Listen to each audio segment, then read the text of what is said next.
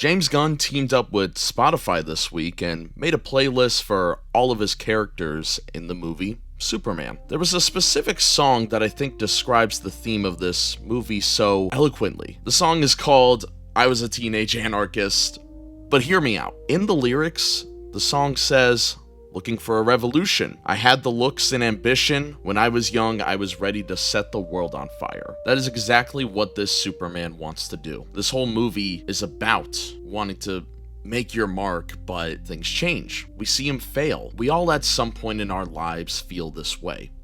Whether it's graduating school or going out into the workforce, a lot of us at some point have felt like this Superman. We soon learn this world is complicated. It's filled with some pretty rough stuff, but every day we learn, we grow, we have hope. Hi, I'm Ace, and I want to talk about James Gunn's Superman. The highs, the lows, and ultimately why this Superman movie is flawed. But that's okay. Now before we get into this, I'm no comic book expert, but I do have a love for Superman and the superhero movie genre as a whole. I love films and storytelling. The story of Superman has always been one of my favorites. In my opinion, the best superhero stories for movies are ones we could relate to. None of us could fly or have super strength, but I'm sure we all agree some of us feel like we are from another planet sometimes. Especially if you're frustrated with the world, like Superman. I'll be going into spoilers moving forward, so if you haven't seen this movie yet and you're just looking for opinions, this is definitely worth a visit to the theater, and I do recommend watching it as soon as possible. Because oh boy, a lot of people are going to be either angry or really happy with this movie. Let's start with things with myself and a lot of other people will enjoy, especially if you're a James Gunn fan. The visuals, the costumes, and the overall vibes feels like an episode of Superman the Animated Series or Justice League Unlimited. Two things that I grew up with and definitely formed my fandom of DC. When I think of these characters, I still think of those animations.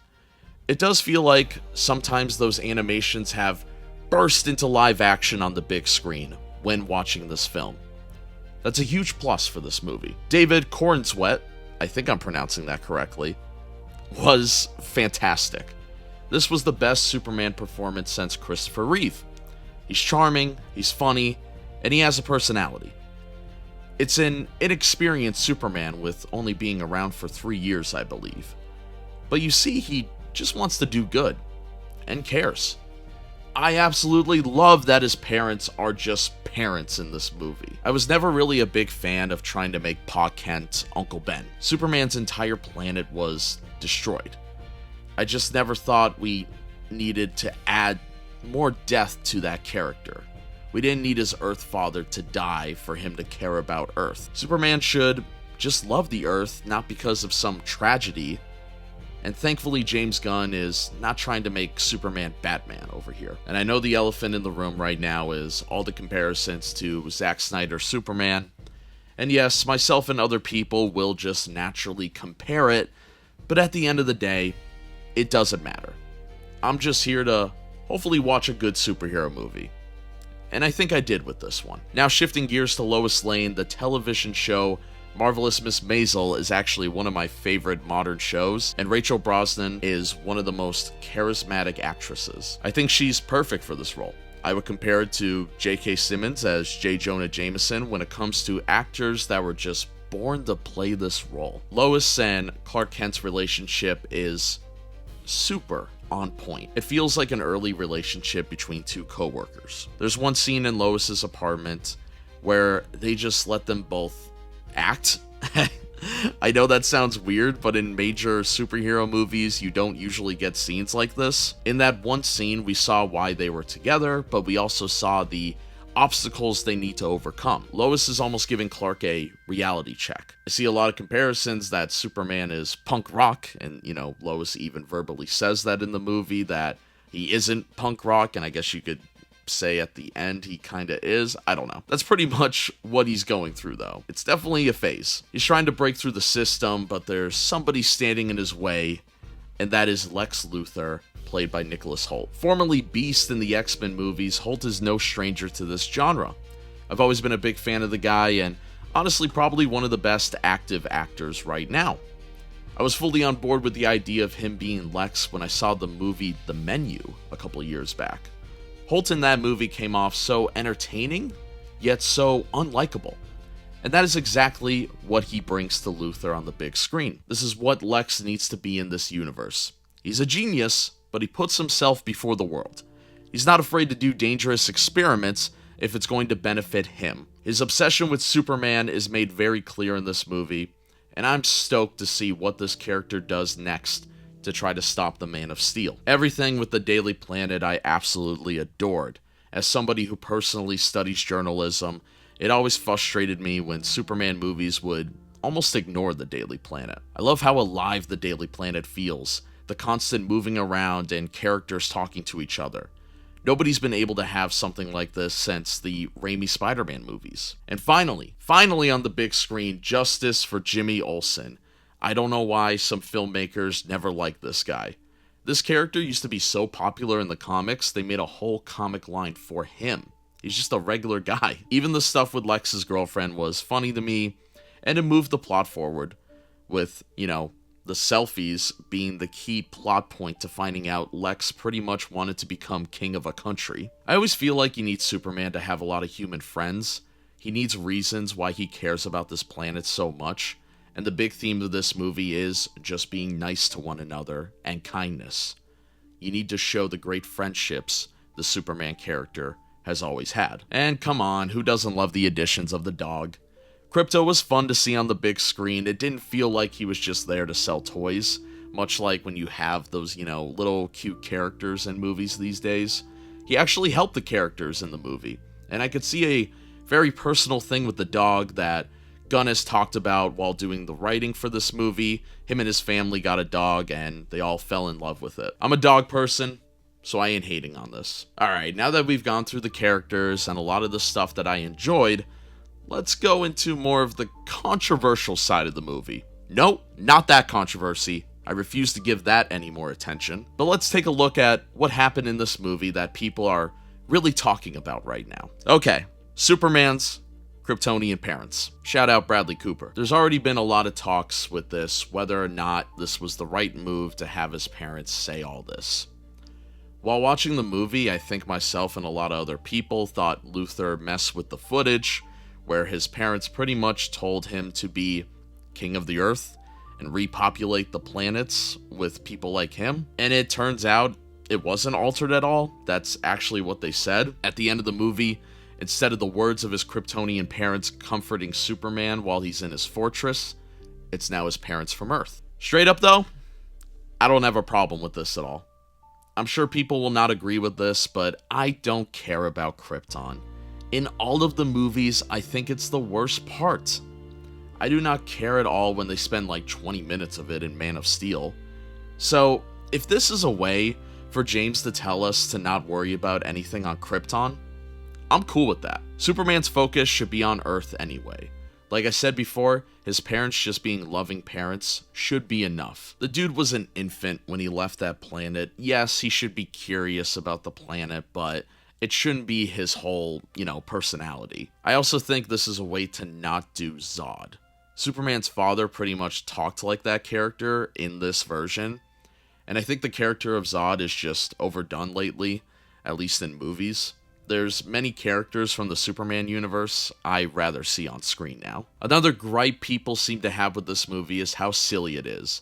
Yes, it is a James Gunn joint. I'm a fan of all the Guardians of the Galaxy movies, but I do agree it just goes a little too far in a few places. The scene that really sticks out to me is when Superman gets captured in the Pocket Universe. Visually, it didn't look that interesting. The monkeys writing mean tweets didn't work for me. I didn't find that all that funny. The screaming CGI baby was really annoying. DC needs to stop doing CGI babies. When will they learn? So yeah, I'm not against the idea of a pocket universe, but I wasn't really into what turned out to be inside of it. There's a scene in that whole sequence where Lex Luthor literally shot a guy in the head, and there's a gag immediately. That was one of the first times this Superman had to look at such an evil action by Lex. It was so raw, but then was immediately glossed over with a joke. I'm not against jokes. I think this movie works because it is lighthearted. But it's all about balance and placement. Like, you can have fun Ewoks in Star Wars, but don't let it interfere with a dynamic father and son story. Unfortunately, some of James Gunn's writing does interfere with themes I was really enjoying. Another thing in this movie people are a little on the fence about is the Justice Gang. We have Guy Gardner's Green Lantern, Hawkgirl, and Mr. Terrific. Personally, I enjoyed seeing all three of these characters, especially Hawkgirl. I'm a fan of Justice League Unlimited. Would not mind to see these characters pop up again, but I do hope it's in a different form. Metamorpho joins the gang at the end, who we saw in the Pocket Universe, so at least we'll see a bigger team. Engineer was cool, had some unique and downright gross attacks on Superman. And then we had Ultraman, which was later to reveal to be a clone of Superman.